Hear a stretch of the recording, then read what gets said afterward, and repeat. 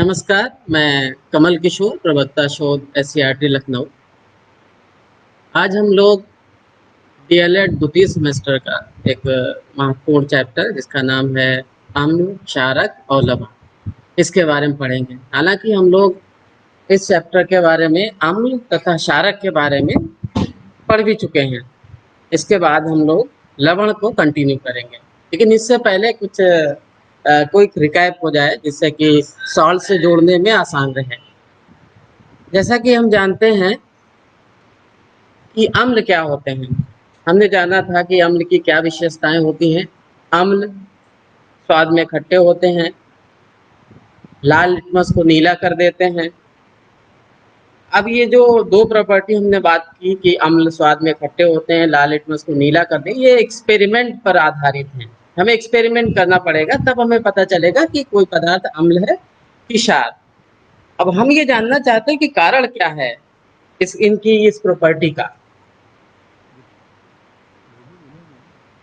तो इसके लिए एक्सपेरिमेंट किए गए और हम लोगों ने देखी भी थी रिएक्शन की। जो अम्ल होते हैं वो सक्रिय धातुओं से अपक्रिया करके हाइड्रोजन गैस बनाते हैं, और उससे हमने निष्कर्ष निकाला था कि जो अम्ल होते हैं उसमें हाइड्रोजन आयन होते हैं, और जो क्षारक होते हैं वो जल में घुल के OH माइनस आयन देते हैं।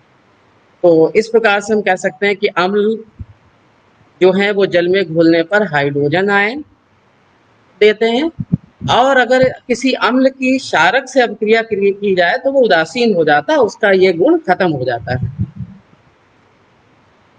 फिर हमने देखा था कि जो अम्ल है वो मुख्यतः दो प्रकार के होते हैं। एक प्राकृतिक या कार्बनिक अम्ल, ये हमें प्लांट्स या एनिमल्स में मिलते हैं, जैसे सिट्रिक अम्ल नींबू फैमिली के जो भी पौधे हैं उसमें मिलते हैं। फार्मिक अम्ल चींटी में होता है और पौधों में भी। लैक्टिक अम्ल दही में, एसिटिक अम्ल विनेगर में। इसी प्रकार से जो खनिज अम्ल हैं दूसरे होते हैं खनिज अम्ल जो लैब में बनाए जाते हैं। इनको खनिजों से प्राप्त किया जाता है, जैसे सल्फ्यूरिक अम्ल जिसे तेजाब भी कहते हैं, नाइट्रिक अम्ल, हाइड्रोक्लोरिक अम्ल आदि, ये खनिज अम्ल कहे जाते हैं, और ये मुख्यतः प्रबल होते हैं, स्ट्रांग होते हैं। इसके बाद हम बात करते हैं क्षारक की। क्षारक के बारे में हम लोगों ने जाना था कि ये स्वाद में कड़वे होते हैं। अगर इनको पानी से मॉइस्ट करके अगर हम रब करें उंगलियों के बीच, तो हम देखते हैं कि साबुन जैसे स्लिपरी टच होता है इनका। और इनकी भी अगर हम देखते हैं कि ऐसा करते क्यों है, तो हमें पता चला था कि जल में घुलने पर ये हाइड्रोक्साइड आयन देते हैं, इसलिए इनके ये जो ऊपर हमने गुण बताया है इन्हीं कारण होता है। और अगर किसी क्षारक को अगर अम्ल के साथ अभिक्रिया कराएं तो उनका जो क्षारकीय गुण है वो समाप्त हो जाता है। फिर हमने देखा था कि अम्ल और क्षारकों की पहचान कैसे करते हैं। तो इसके लिए हम प्राकृतिक सूचक सूचक वो पदार्थ होते हैं जो किसी पदार्थ की अम्लीय या क्षारीय गुण को कलर परिवर्तन द्वारा बताते हैं। तो प्राकृतिक सूचक में लिटमस, हल्दी, गुलहड़ की पंखुड़ी और बहुत से पदार्थ हैं जो हमें प्रकृति में पाए जाने या आर्टिफिशियल चीज वो अम्लीय गुण है उसमें कि क्षारीय गुण है, इसको बताते हैं। इसी प्रकार से लैब में भी कुछ आपने सूचक देखे होंगे, फिनोल्फेथलीन, मेथिल ऑरेंज, ये आर्टिफिशियल इंडिकेटर होते हैं। ये भी अम्ल और क्षार में विभेद कर देते हैं उनके डिफरेंट कलर के द्वारा। फिर हम लोग अम्ल और क्षारकों के गुण के बारे में भी जाना था कि इनकी कुछ अभिक्रियाएं होती हैं। बहुत महत्वपूर्ण अभिक्रिया इसकी होती है उदासीनीकरण अभिक्रिया, न्यूट्रलाइजेशन रिएक्शन। अम्ल और क्षार आपस में अभिक्रिया करके लवण और जल बनाते हैं। जैसे बहुत वेल नोन अभिक्रिया आप पढ़ते चले आ रहे हैं शुरू से ही, इसमें हाइड्रोक्लोरिक अम्ल और सोडियम हाइड्रोक्साइड की अभिक्रिया करके NaCl, H2O और डेल्टा का मतलब है हीट, ऊष्मा उत्पन्न होती है।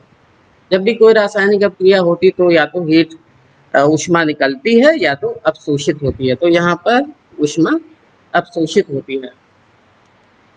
धातुओं से भी अभिक्रिया करते हैं हम, जैसे जिंक मेटल अगर हम हाइड्रोक्लोरिक अम्ल के साथ अभिक्रिया कराएं तो ZnCl2 और हाइड्रोजन गैस, ऐसे ही जिंक के रिएक्शन हम NaOH से कराएं तो भी सोडियम जिंकेट और हाइड्रोजन। लेकिन ये सभी जो अभिक्रियाएं हैं सभी धातुओं के साथ संभव नहीं है, लेकिन ये रिएक्शन होती हैं। धातु कार्बोनेटों तथा बाइकार्बोनेटों के साथ अपक्रिया। अम्ल और क्षार, जो अम्ल होते हैं स्पेशली वो धातु कार्बोनेट, जैसे सोडियम कार्बोनेट, सोडियम धातु है, CO3 को कार्बोनेट कहते हैं, इसलिए हम बोलते हैं धातु कार्बोनेट। बाइकार्बोनेट जैसे NaHCO3, बेकिंग सोडा जिसको हम कमर्शियल नेम है, इसकी अगर किसी अम्ल से अभिक्रिया कराएं तो सॉल्ट, वाटर और कार्बन डाइऑक्साइड गैस निकलती है। ये भी अम्लों की अपक्रिया है। फिर हमने अभी हम पहले ही डिस्कस कर चुके हैं कि जो अम्ल होते हैं अगर उनको जल में घोला जाता है तो वो वियोजित होते हैं और हाइड्रोजन आयन देते हैं, और जो क्षार होते हैं इनको जल में घोलने पर ये हाइड्रोक्सिल आयन देखते हैं। तो आप ये रिएक्शन देख सकते हैं, HCl प्लस H2O, इसे रिएक्शन से बना है H3O plus plus Cl। H3O plus इसको हाइड्रोनियम आयन कहते हैं। होता क्या है कि HCl पहले ब्रेक होगा H प्लस आयन और Cl माइनस आयन में, लेकिन H प्लस आयन बहुत एक्टिव होता है, सक्रिय होता है, वो अकेला नहीं रहता, तो वो जल के अणु के साथ कंबाइन कर लेता है, जुड़ जाता है और H3O प्लस बना देता है। ऐसे ही क्षार जो होते हैं वो अगर उनको घोला जाता है तो OH माइनस आयन देते हैं। एक और इम्पॉर्टेंट चीज़ है कि जो बेस हैं या क्षारक होते हैं, तो जो क्षारक जल में घुल जाते हैं उनको एक और नाम दिया जाता है क्षार। क्षारक और क्षार, या क्षारक को बेस कहते हैं और क्षार को एल्कली। फिर हम लोग यहाँ देखा था कि किसी पदार्थ में अम्लीय गुण है कि क्षारीय गुण है, वो अम्ल है या क्षार है, ये हम इंडिकेटर से पता कर सकते हैं। वो नेचुरल इंडिकेटर भी हो सकते थे जैसे लिटमस वगैरह, और आर्टिफिशियल फिनोल्फथलीन।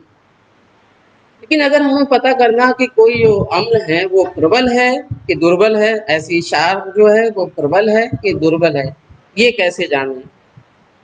ये जानने के लिए हमको अभी हम लोग पढ़ चुके हैं कि जो अम्ल होते हैं जल में घुलने पर H प्लस आयन देते हैं, और जो क्षारक होते हैं वो OH माइनस आयन देते हैं। तो अगर हम क्या ऐसा कर सकते हैं कि जलीय अम्ल या क्षार के विलयन में आयन H प्लस आयन या OH माइनस आयन की सांद्रता, कंसंट्रेशन पता कर सकते हैं? मतलब किसी अम्ल को हमने जल में घोला और उसने कितने H प्लस आयन बनाए, कितनी गिनती है पर लीटर में कितने H प्लस आयन दिए किसी अम्ल ने या किसी क्षार ने, ये पता कर सकते हैं। दूसरा कि अगर हम ये पता कर लेते हैं उसके बाद क्या हम प्रबलता भी पता कर सकते हैं? तो यही देखा गया। तो इसके लिए एक मेथड, एक साइंटिस्ट सोरेनसन, उन्होंने एक मेथड डेवलप किया। उन्होंने कहा कि अगर हम किसी अम्ल या क्षार के जलीय विलयन में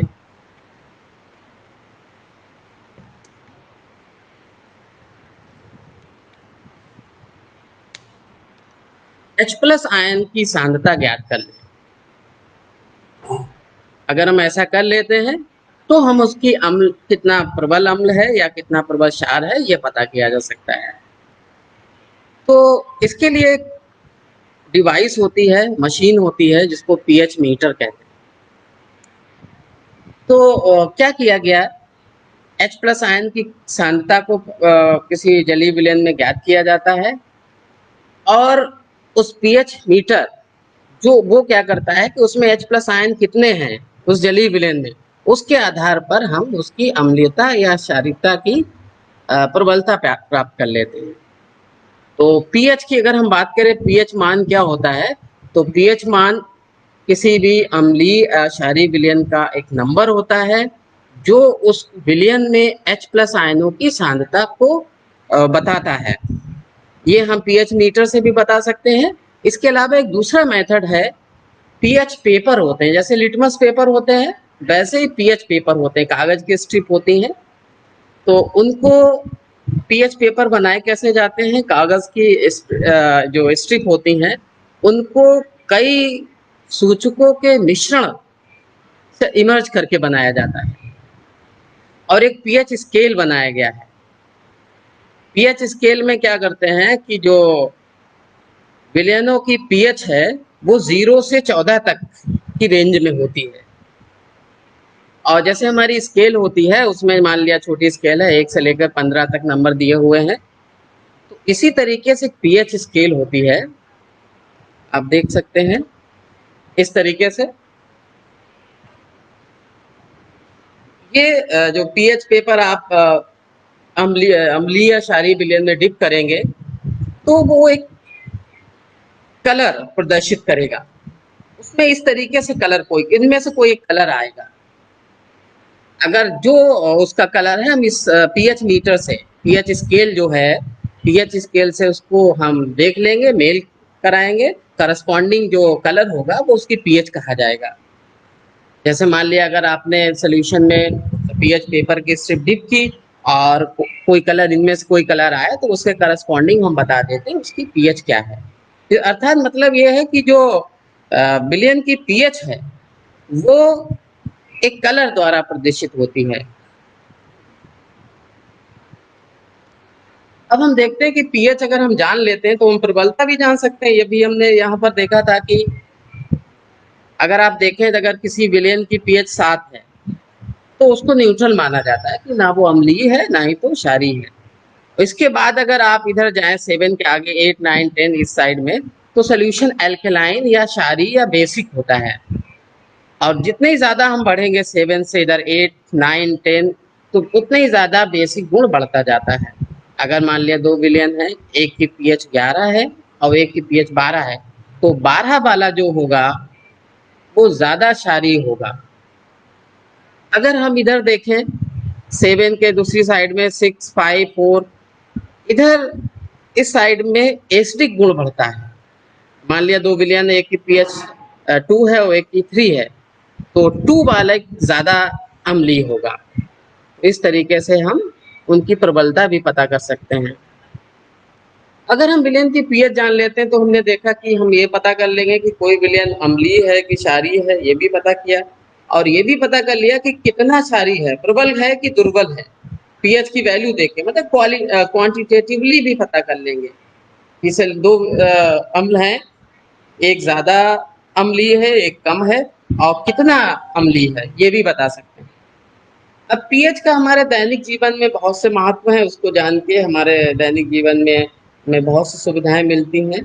उसमें अगर हम देखें कि पौधे या जंतु होते हैं वो पीएच के प्रति बहुत संवेदनशील होते हैं। हमारी जो बॉडी है वो 7 से लेकर 7.8 पीएच मान 7 से लेकर 7.8 तक की रेंज में ही सही से काम करती है। अगर पीएच 7 से कम या 7.8 से ज़्यादा हो जाती है तो हमारा शरीर या जो भी जंतु हैं उनको दिक्कत होने लगती है, उनके शरीर में जो भी क्रियाएं हो रही हैं वो ठीक से काम नहीं करती हैं। तो जैसे आप एसिडिक वर्षा का नाम सुना होगा, जब ये वाटर रिजर्वायर नदियों में या तालाब में जाता है तो वहाँ पर पीएच कम हो जाती है, 7 से कम। तो उसमें जो भी एक्वाटिक एनिमल हैं, जलीय जानवर, उनको नुकसान होता है। मृदा में जैसे हम जानते हैं कि जो मिट्टी होती है उसमें भी बहुत से मिनरल होते हैं। तो आपने देखा होगा कुछ रीजन में गन्ने की खेती की जाती है, ज़्यादा अच्छी होती है, कहीं पर आलू की खेती, कहीं पर धान की, गेहूं की। अलग अलग रीजन में अलग अलग चीज़ें ज़्यादा बेहतर ग्रो करती हैं। इसका कारण होता है कि हर फसल को एक डिफिनेट पीएच चाहिए होती है जिसमें वो अच्छा काम करती है। अगर हम मिट्टी की पीएच चेक करवा लें कृषि वैज्ञानिक से और उनके अनुसार अगर हम कार्य करते हैं तो हमारी फसल भी अच्छी होती है। और मान लिया कुछ ज़मीन देखी होगी बंजर होती है, तो उसमें भी देखा गया है कि वो या तो बहुत ज़्यादा क्षारीय होती है या बहुत ज़्यादा अम्लीय। तो अम्लीय क्षारीय गुण को हम उदासीनीकरण अभिक्रिया का इस्तेमाल करके उसको उदासीन करके और उस ज़मीन को काम में लाया जाता है। हम जानते हैं कि हम जब खाना खाते हैं तो कुछ पार्टिकल हमारे मुंह में फंसे रह जाते हैं, और रात को जब हम सो जाते हैं तो ये फूड पार्टिकल, इनका डिकम्पोजिशन होता है और बैक्टीरिया इन फूड पार्टिकल से एसिड बनाते हैं। और ये एसिड क्या करते हैं, हमारे दांतों को नुकसान करते हैं, तो हमारे दांत में कैविटी हो जाती हैं। इसलिए देखा गया होगा कि जो टूथपेस्ट होता है वो उसमें बेस होता है जिससे कि बने हुए अम्ल को वो उदासीन कर दे। कुछ पौधे जैसे एक डेटल बीटल प्लांट होता है, जंगल में पाया जाता है, वो उसमें कुछ पत्तियों में रोए जैसे होते हैं। अगर आपकी स्किन से वो टच कर जाए तो बहुत तेज चलन होती है, खुजली होती है। होता क्या है, उसके जो रोए होते हैं उसमें फार्मिक अम्ल होता है। अब वो जब हमारी बॉडी में जाता है तो एसिड है, क्योंकि एसिड है तो हमको नुकसान करता है। तो यहाँ पर हम क्या कर सकते हैं, अम्ल क्योंकि इंजेक्ट हो गया बॉडी में तो हम उसको न्यूट्रल कर सकते हैं क्षारक से। इसी तरह कारखानों का जो अपशिष्ट होता है वो भी अम्लीय प्रकृति का होता है, उसको भी उदासीन करके हम निस्तारण कर सकते हैं। तो ये था अम्ल और क्षार की डिफिनेशन के बारे में हमने जाना। अब जो हमारा मेन टॉपिक है लवण या सॉल्ट, इनके बारे में जानते हैं। अभी अम्ल और क्षार की अभिक्रिया में हमने देखा कि जो अम्ल और क्षार आपस में अभिक्रिया करते हैं तो दो उत्पाद या प्रोडक्ट बनते हैं। एक होता है सॉल्ट और दूसरा जल, और इसमें ऊष्मा भी निकलती है। इस अभिक्रिया को कहते हैं उदासीनीकरण अभिक्रिया। तो अम्ल जो है वो उदासीनीकरण अभिक्रिया के फलस्वरूप बनते हैं। अब क्योंकि उदासीन हो गया है तो हम ये उम्मीद करते हैं कि जो लवण होगा वो उदासीन होगा, वो ना ही तो अम्लीय होगा ना ही तो क्षारीय होगा। लेकिन ऐसा हमेशा होता नहीं है। ऐसा देखा गया, अगर हम पीएच देखें तो कुछ लवणों की पीएच 7 आती है और कुछ की पीएच 7 से कम भी आती है और कुछ की 7 से ज्यादा। ऐसा क्यों होता है? अगर हम एक प्रबल अम्ल तथा एक प्रबल क्षार की अभिक्रिया कराते हैं तो उससे जो लवण बनता है वो उदासीन होता है, और उसकी अगर हम पीएच मेजर करें तो वो 7 आती है। जैसे सोडियम क्लोराइड NaCl, जो टेबल साल्ट है, कॉमन साल्ट कहते हैं, ये न्यूट्रल होता है। ऐसे ही अगर सॉल्ट अम्ल प्रबल है और क्षारक दुर्बल है, तो क्योंकि अम्ल प्रबल है तो ये पूरी तरीके से उदासीन नहीं होगा, तो जो सॉल्ट बनेगा उसमें थोड़ा अम्लीय गुण रहेगा। तो इसका मतलब ये कहा जाएगा ये जो सॉल्ट होगा वो अम्लीय सॉल्ट होगा, और अगर अम्लीय है तो उसकी पीएच 7 से कम होगी। जैसे अमोनियम क्लोराइड, अमोनिया एक क्षारीय नेचर की गैस है और HCl एक अम्लीय है, अम्ल होता है। क्योंकि HCl अमोनिया से ज़्यादा प्रबल है तो एक प्रबल है एक दुर्बल है, तो इससे बना हुआ लवण अम्लीय होगा। इसी तरीके से दूसरा आप देख सकते हैं कि अगर अम्ल दुर्बल है और क्षारक प्रबल है तो इससे बना हुआ लवण क्षारीय होगा।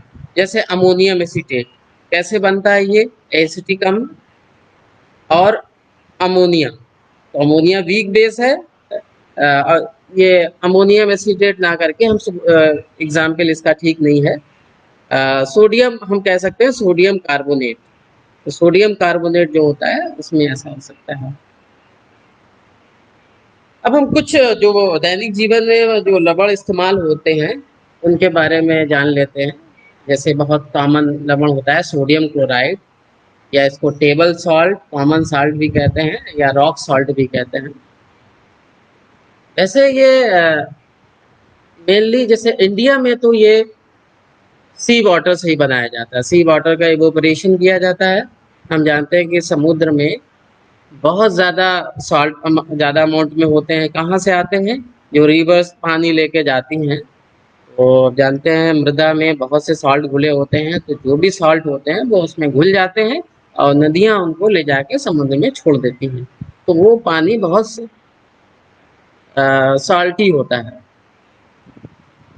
लेकिन उसमें केवल NaCl नहीं होता है, उसमें बहुत से सॉल्ट होते हैं, सोडियम क्लोराइड और potassium chloride, magnesium chloride, iodide, बहुत से सॉल्ट होते हैं।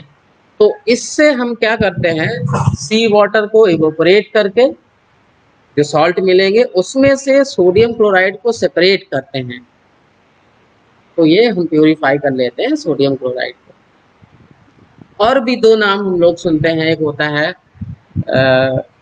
सेंधा नमक, या इसको लाहौरी नमक भी को बोलते हैं। तो ये क्या होता है,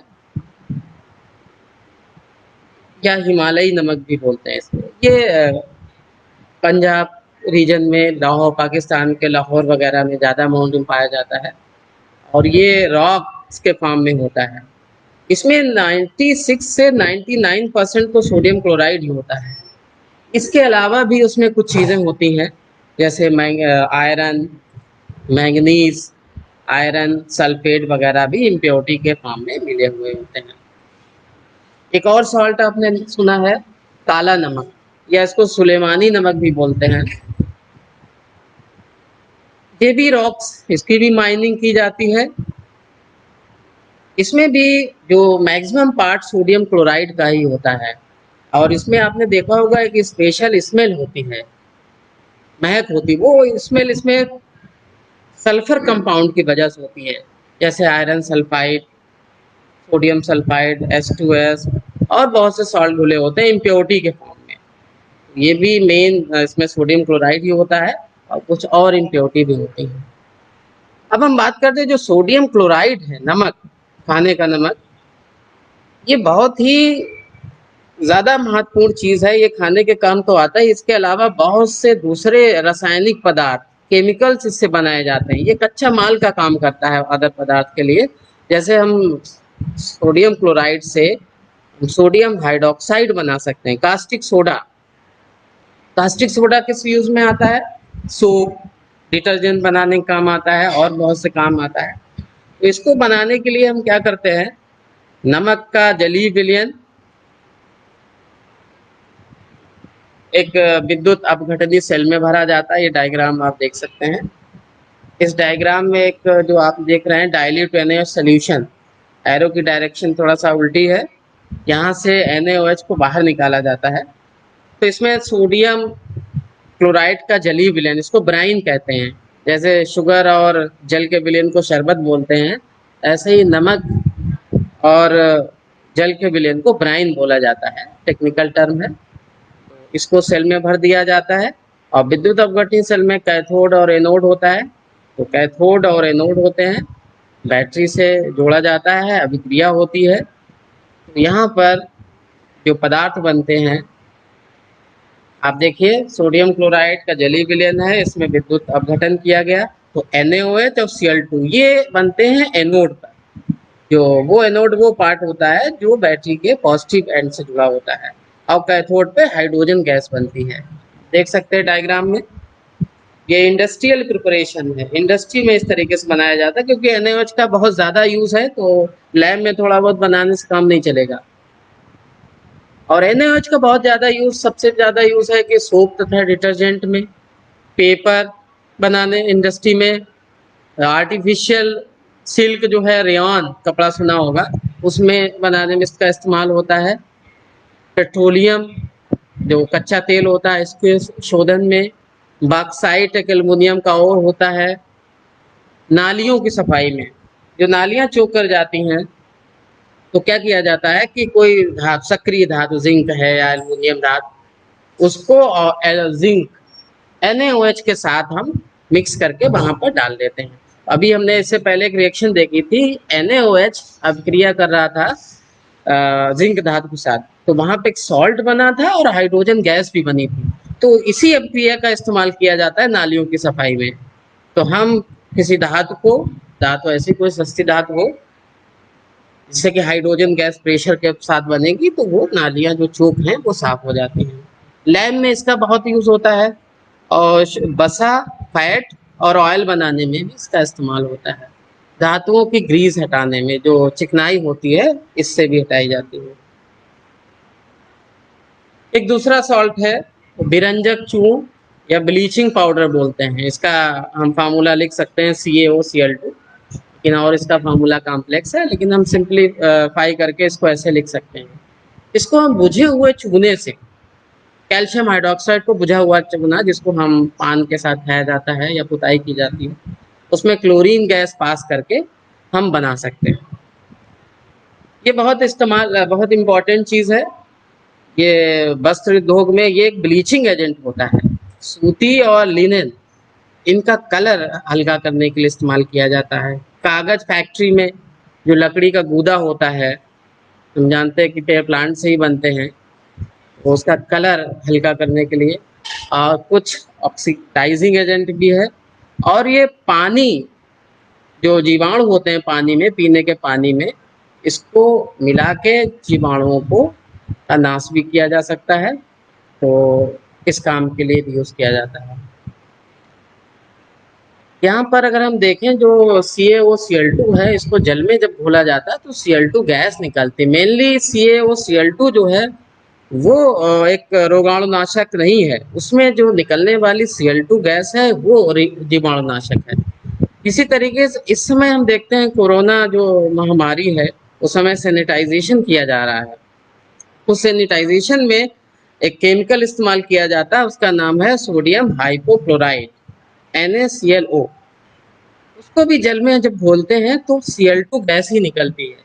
तो मुख्यतः जो Cl2 गैस है वो जीवाणुनाशक होती है, वो माइक्रो ऑर्गेनिम्स को निष्क्रिय कर देती है या खत्म कर देती है। एक और सॉल्ट है बहुत important salt, sodium hydrogen carbonate या सोडियम बाइकार्बोनेट, और इसका कमर्शियल जो बाजार में है उसमें बेकिंग सोडा के नाम से जाना जाता है। ये भी एक सॉल्ट है और एक दुर्बल क्षारकीय लवण है। दुर्बल होता है और क्षारकीय नेचर होता है। अगर इसके विलयन में लिटमस पेपर डिप करें तो जो रेड होगा वो ब्लू हो जाएगा। इसको हम बनाते हैं नमक के विलयन से। अब हम डिस्कस ही कर रहे हैं कि सोडियम क्लोराइड से क्या क्या चीजें बनाई जा सकती हैं। सोडियम क्लोराइड का जलीय विलयन और उसमें CO2 और अमोनिया गैस पास की जाती है, तो उससे NaHCO3 और अमोनियम क्लोराइड दो प्रोडक्ट बनते हैं। तो NaHCO3 बेकिंग सोडा ये पानी में नहीं घुलता है, तो ये नीचे बैठ जाता है, इसको बाद में फिल्टर कर लिया जाता है। ये इंडस्ट्रियल, ये औद्योगिक निर्माण की विधि है। इसका इस्तेमाल क्या होता है? बेकिंग सोडा के बहुत सारे इस्तेमाल हैं। एक तो काम है इसमें टार्टरिक, इसको हम बेकिंग पाउडर बनाते हैं। बेकिंग पाउडर और बेकिंग सोडा अलग अलग चीजें हैं।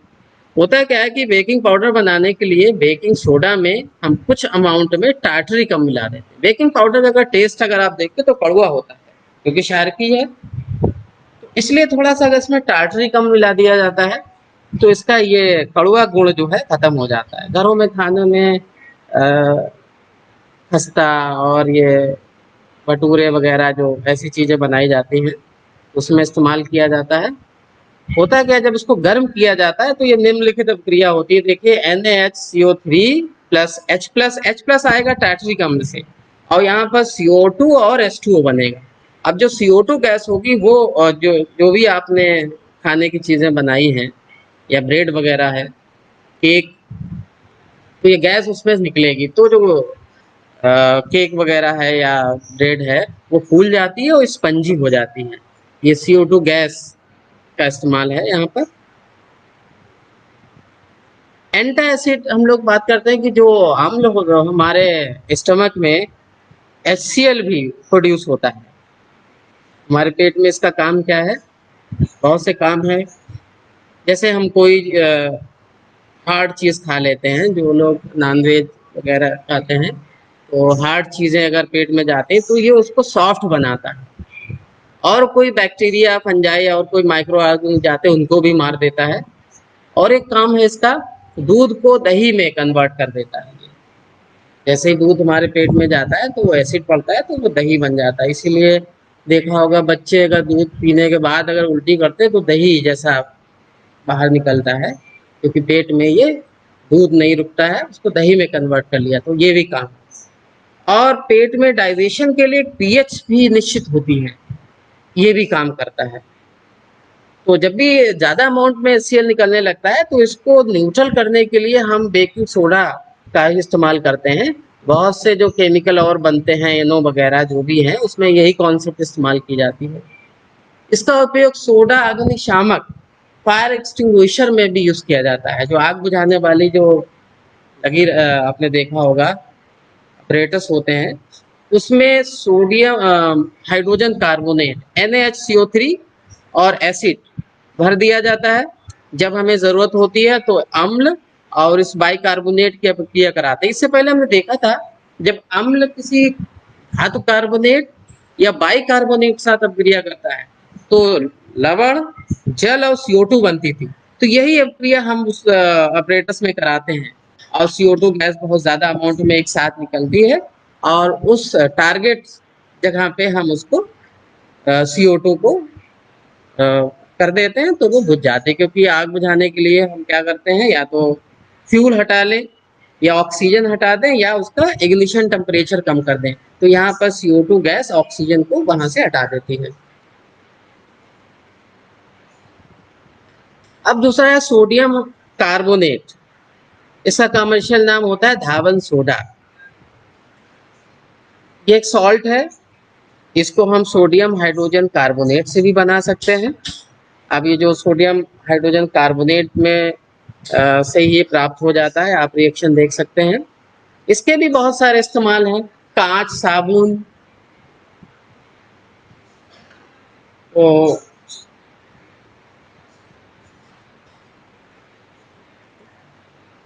बाकी जो पार्ट हम आगे कंटिन्यू करेंगे। Thank you.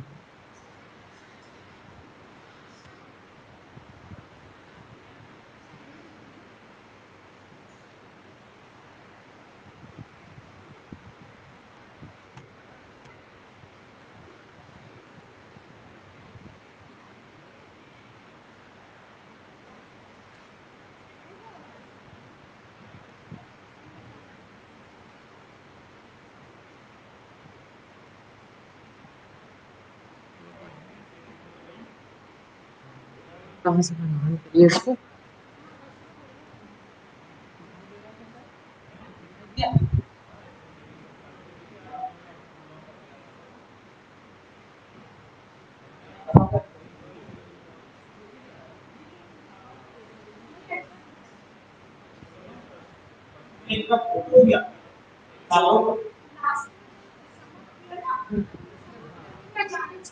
अचानक से हो गया। हाँ, बना के